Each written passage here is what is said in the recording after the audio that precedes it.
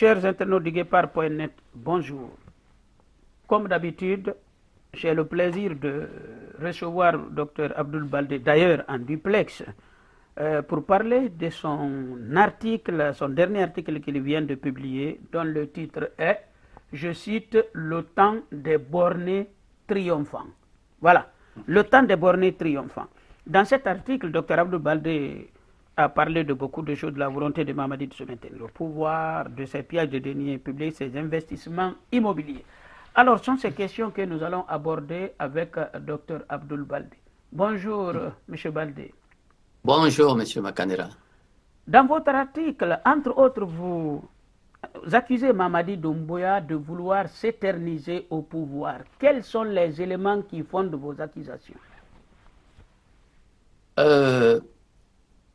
Avant de répondre à cette question, très brièvement, c'est pour vous dire que j'ai une pensée pour tous les journalistes qui sont brimés actuellement en Guinée, qui ont d'énormes problèmes, parce que nous aussi, nous avons connu cette situation, parce qu'on a essayé de brider le Guépard à plusieurs reprises, mais ils ne sont jamais arrivés. Je pense qu'ils n'y arriveront jamais.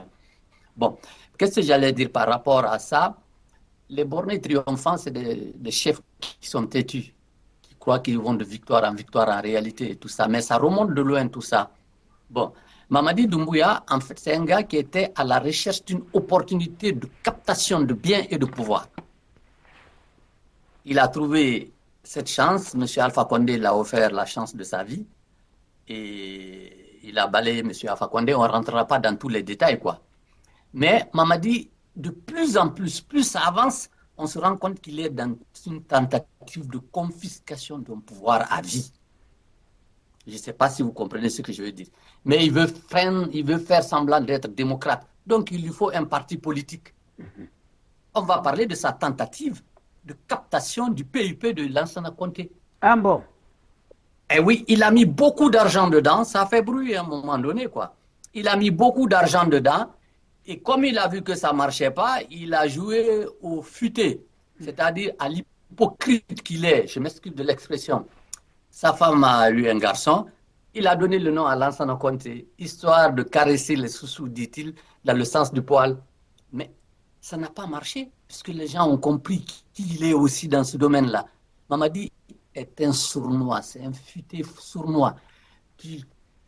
Il t'aide, mais c'est toujours pour te mettre en difficulté. Parce qu'il n'y a que lui et sa personne qui comptent.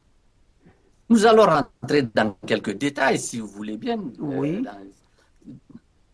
Et donc, dans sa tentative de captation du PIP, comme ça a échoué, il a continué de s'enrichir et à ne même plus parler de la transition. Oui, c'est vrai. Toutes les promesses, tout ce qu'il avait fait comme promesse, il a piétiné. Dites-moi une seule de ces promesses qui a marché, la justice, l'état de droit et tout. Rien. Il a tenté, il exproprie d'ailleurs tous les propriétaires, hein, tous ceux qui ont des possibilités actuellement en Guinée. Ça a commencé par M. Sidia Touré, si je peux en parler. M. Sidia Touré habite à la minière. Il a tous ses papiers en règle, il avait racheté ce domaine, ce terrain. Il a construit. Il y a habité pendant très longtemps. Et voilà que Mamadi débarque avec ses hommes. Ils ont besoin de cette partie pour agrandir leur patrimoine. Ils trouvent moyen de chasser M. Sidia Touré. C'est Loudalin, c'est pareil. Il y a beaucoup de terrains en Guinée, on peut construire des écoles. On le chasse, on l'exproprie.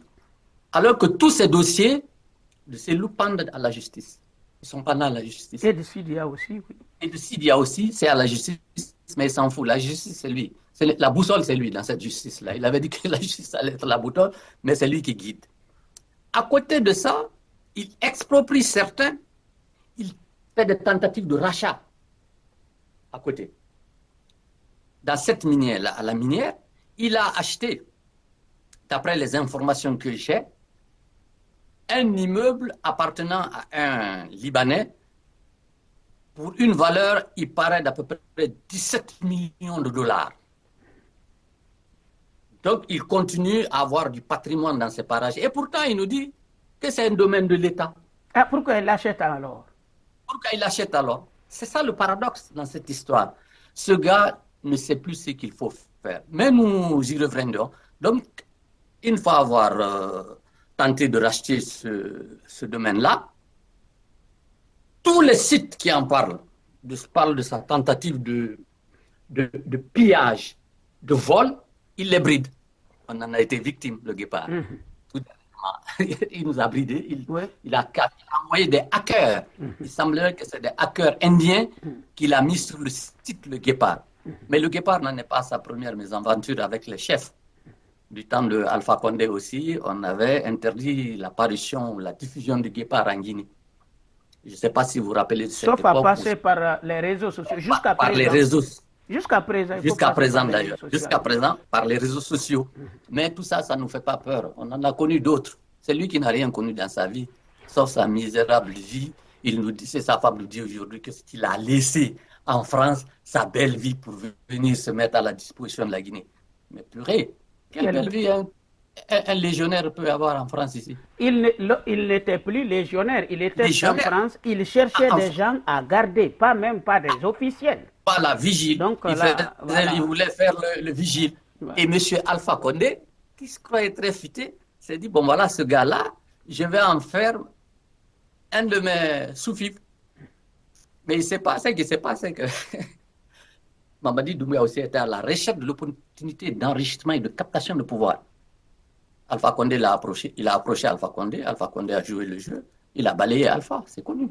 Alors, docteur Baldé, comme vous le savez, il y a un moment donné, vous-même, vous aviez dit à un moment donné que Mamadi Doumbouya tentait, après avoir chassé tous les leaders politiques sérieux, qu'il voulait mettre la main sur le sur le RPG parce qu'il avait envoyé son cousin Siaka Bari, l'ancien ministre d'Alpha Condé, avec beaucoup d'argent en Haute-Guinée, mais ça n'aurait pas marché. Ça n'a pas marché. Alors, est-ce que, voilà, les gens disent que ça n'a pas marché. Est-ce qu'à votre connaissance, ça aboutit à quelque chose ou pas? À ma connaissance, ça n'a pas abouti à grand-chose. Parce que tous ceux qui tournent autour de lui aujourd'hui, c'est des gens aussi qui se disent nous voulons le pouvoir. Puis c'est un Nigo comme ça, Nigo qui est arrivé au pouvoir, mais nous aussi nous pouvons. Pourquoi pas nous? Mais il les tient parce que toutes les régies financières, il les tient. C'est lui qui provoque toutes les crises qu'il y a en Guinée aujourd'hui. Dans ce que nous disons pour les captations des domaines là, il a un homme de main. Un certain Bill ou je sais pas. Voilà, très bien. Donc c'est une bonne transition.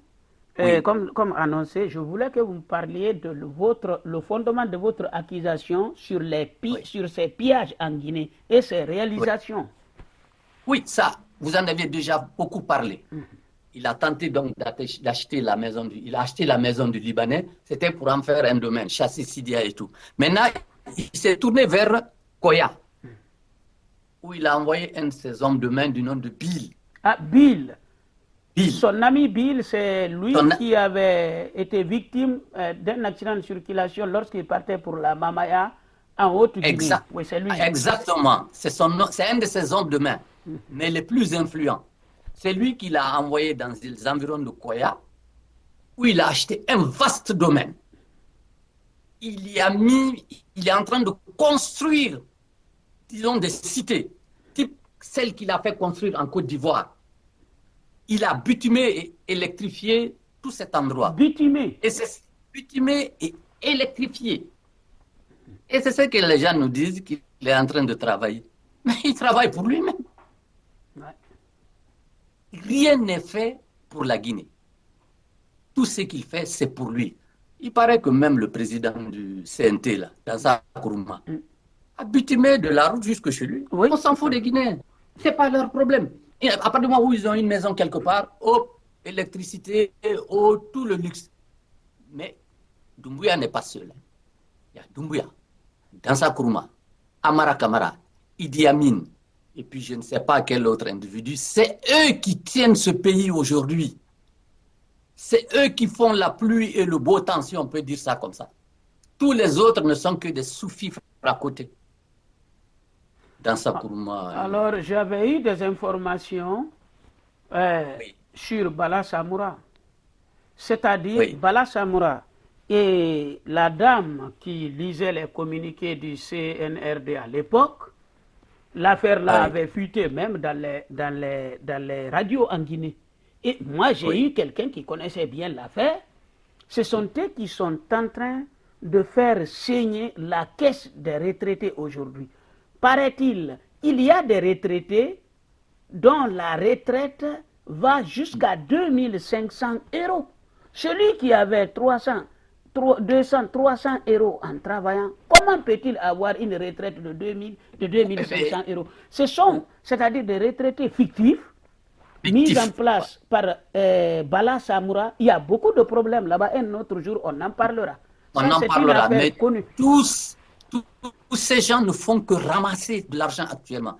Et par-dessus, et après tout, qu'est-ce qu'ils font? Ils envoient femmes et enfants en France, aux États-Unis, un peu partout, ils les planquent là, ils appauvrissent le pays. Ouais. Ils ont pratiquement femmes et enfants en France.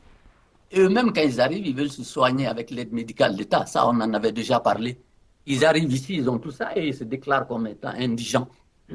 Ils veulent voler, tricher partout où ils passent. Alors, docteur Baldé, que répondez-vous, il ne nous reste pas trop de temps, que répondez-vous à ceux qui disent que Mamadi ne parle plus d'organisation des élections, qu'on n'en parle plus? Est-ce que c'est ce Oui, que vous Mamadi, avez constaté? ben oui, c'est ce que je constate. Mamadi ne veut pas. Mamadi veut organiser des élections, mais quand lui sera prêt. Quand il sera prêt à se dire j'ai été élu démocratiquement, comme c'est le coup classique. Il faut qu'on sorte de tout ça, parce que c'est le tripatouillage des constitutions qui amène les coups d'État. Il a dit non, c'est pas seulement le tripatouillage des constitutions, c'est la misère aussi imposée au peuple. C'est la division, les divisions ethniques imposées au peuple. C'est toute leur mamaya, leur mascarade actuelle qui font que il y a souvent des coups d'État. Mais ceux qui font les coups d'État, c'est souvent pas les bons. Il y en a qui réussissent des coups d'État. Je peux parler de deux personnes que j'aimais beaucoup. Il y a Rawlings du Ghana, qui en a fait deux d'ailleurs. Il a fait une première fois, il a rendu. Ils ont commencé la pagaille, il les a balayés, il est revenu. Il y a ATT aussi au Mali qui avait fait un coup d'État qui était salvateur à cette époque-là. Il y a des coups d'État salvateurs. Il ne faut pas qu'on ne dise que un coup d'État fait par un légionnaire français, ça ne peut pas être bien, puisqu'il ne connaît rien. Il ne peut pas mener. Mais Rawlings a mené tambour battant là. D'ailleurs, il est resté chez lui jusqu'à sa mort. On n'a À sa trouvé mort. aucun bien extraordinaire derrière lui. Hein. Alors, Mais bon, oui. docteur Balde, quel est votre dernier mot? On est à terme de notre émission. Que pouvez-vous dire au peuple ou à l'armée comme vous avez l'habitude de le faire? À l'armée, ils sont laissés phagocyter, ligotés par un légionnaire sorti de nulle part, que M. Alpha Condé a fabriqué de toutes pièces. Mais si vous vous rappelez, je vous avais dit une fois, quand je l'ai vu au défilé du 2 octobre, j'avais dit à vous, j'avais dit à Assis Savané ou bien à vous deux, je vous avais dit, voilà l'homme qui va tomber. Ah oui, oui, je me souviens. Je vous l'avais dit, j'ai dit, voilà l'homme qui va faire tomber Alpha. Eh bien, m'a dit aussi qu'il sache que celui qui va lui faire tomber là, quelle que soit sa force, il ne le verra pas. Il est là-bas. Il est là-bas. C'est pour cela qu'aujourd'hui, au Palais Mohamed V, il y a la panique. Ils sont aux abois, tous. Ils ne savent pas d'où ça va venir. Et vous pensez que les Guinéens vont se laisser faire par un individu comme ça? Mais les Guinéens ont affronté plus fort que lui. Alors, docteur, votre dernier mot, il ne nous reste plus grand-chose. Oui. Mon dernier mot. Au peuple, oui. Au peuple. Courage, patience. La victoire est au bout du combat. Vous avez affronté des gens plus durs que Mamadi. Vous les avez vaincus. Celui-là, nous le vaincrons ensemble. Parce que c'est un moins que rien. Sorti de nulle part. Sorti vraiment de nulle part. On s'est rendu compte que même sa mamaya et tout ça, ça ne tient plus. Sa femme est en France ici. Hein. Elle se balade. Elle fait la belle vie. Elle vient, elle se présente. Voilà. Courage, ça vient. Mais merci beaucoup, docteur Abdoul Baldé. Nous ne resterons pas longtemps sans vous tendre encore notre micro parce que je pense que l'actualité guinéenne va prendre une vitesse parce que les gens se sont rendus compte de ce qui se passe. Merci beaucoup, Dr Abdoul Baldé, et à très bientôt. Merci, M. Makanera. Il ne faut plus que ça soit l'éternelle répétition pour que nous arrivions à la fin, enfin. Merci beaucoup. Merci.